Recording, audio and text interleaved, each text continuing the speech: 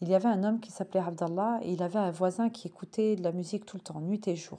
Et donc Abdallah, ça le dérangeait, donc il allait le voir et il lui disait au moins de mettre moins fort pour pas déranger ses voisins. Et lui n'écoutait rien du tout. Il faisait qu'à sa tête et il continuait d'écouter tout le temps la musique.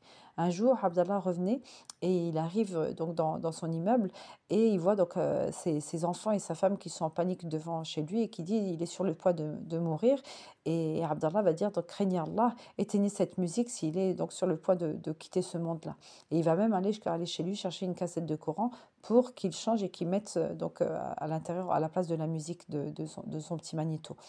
Et donc le papa était inconscient et d'un seul coup il s'est réveillé et il a dit je veux pas écouter le Coran, je veux pas écouter le Coran. Et il criait, il hurlait pour qu'on éteigne le Coran et il dit remettez la musique, il n'y a que ça qui m'apaise et qui me calme. Et subhanallah, il est mort ainsi en criant donc de ne pas écouter le Coran et en suppliant donc de terminer sur cette musique-là.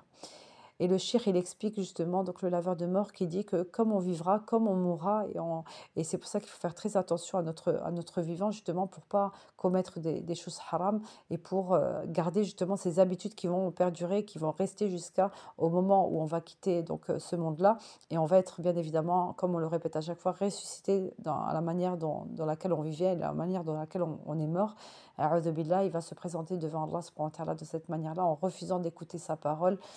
Et c'est comme ça que Allah il dit dans le Coran que Allah il voudra même pas s'adresser à ces personnes-là et ils iront directement dans le nar, qu'Allah il nous donne une bonne fin. Allahumma atina al-husna al-khatima. Amin, amin ya rabbil alamin.